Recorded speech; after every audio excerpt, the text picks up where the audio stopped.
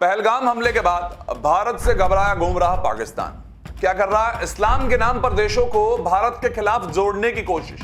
लेकिन जब उसने ऐसी कोशिश शुरू भी की ना तो उसको मुंह की खानी पड़ गई।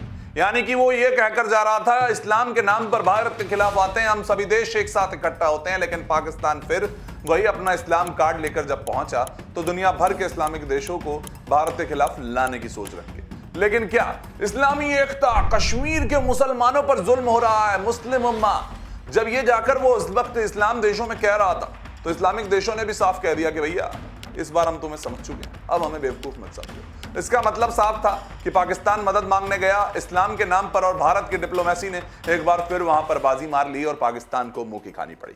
पाकिस्तान की सबसे बड़ी हार यह नहीं है कि दुनिया उसकी सुन नहीं रही है, सबसे बड़ी हार यह है कि अब मुस्लिम देश भी उसकी बात पर भरोसा तक नहीं कर रहे हैं। 2019 में अनुच्छेद 370 पर क्या हुआ था वही इस बार पहलगाम हमले के बाद भी दोहराया गया।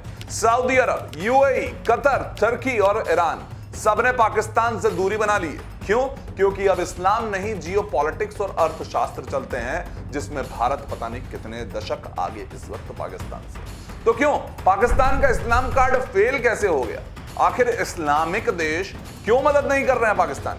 तो देखिए, पाकिस्तान हमेशा से मुस्लिम देशों को भारत के खिलाफ भड़काता आया, हिंदू राष्ट्र है, मुसलमानों पर जुल्म करता है। लेकिन सच्चाई यह है कि भारत में हर मजहब फल फूल रहा है और पाकिस्तान खुद अपनी शियाओं, अहमदियों और हिंदुओं का कत्लेआम करता आया, ये तो दुनिया को पता है। अब इन जब खाड़ी देशों को भारत से तेल, व्यापार, मजदूर, निवेश चाहिए तो वो पाकिस्तान के रोने धोने से दूर भागने लगे। और पाकिस्तान कितना भी जाकर बोल ले उनको कि भारत ये कर रहा है, भारत वो कर रहा है, जो भारत नहीं कर रहा है वो तो क्या मानेंगे, वो तो उसका झूठ सुन भी नहीं रहे, सुनते भी नहीं। चलिए, अब आप सोच रहे हैं कि कौन सा देश है, हम तो देख रहे, अभी तो कल टर्की लड़ता हुआ लगा था। सबने इस बार क्या टेक लिया है पहलगाम के बाद वो बताता हूं। सबसे पहले सऊदी अरब भारत के साथ क्यों है? सऊदी अरब विजन 2030 लेकर चल रहा है, उस पर काम कर रहा है, उसे तेल के अलावा और भी पैसे भी कमाने और भारत इसमें उसका सबसे बड़ा पार्टनर है। सऊदी को भारत से टूरिज्म चाहिए, टेक्नोलॉजी चाहिए, इन्वेस्टमेंट चाहिए और पाकिस्तान वो सिर्फ जकात मांगता है और बदले में कट्टरपंथ देता है। तो सऊदी इस बार चुप्पी साध के बैठ गया, कोई बयान नहीं आया,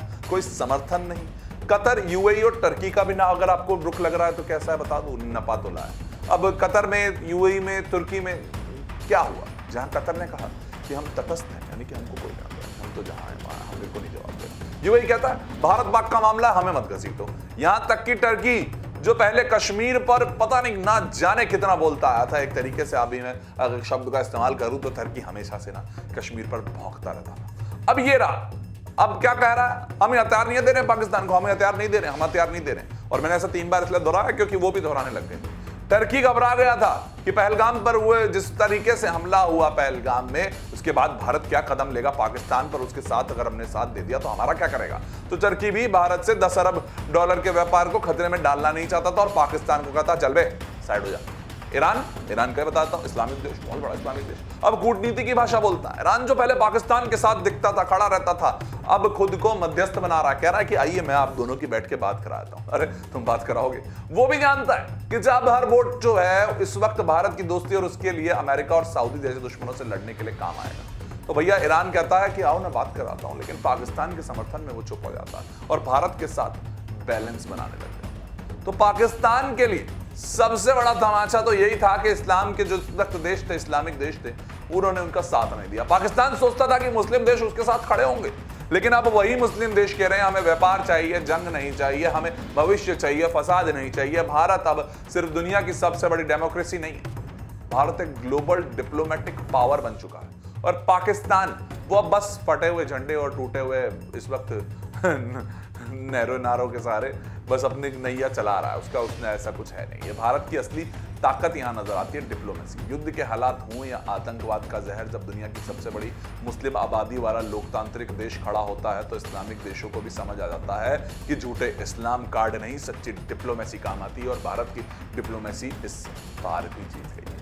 कोई मुस्लिम देश, कोई इस्लामिक देश साथ नहीं आया पाकिस्तान के, और ये एक दिन की मेहनत नहीं, पूरे कार्यकाल की मेहनत है और प्रधानमंत्री नरेंद्र मोदी की मेहनत।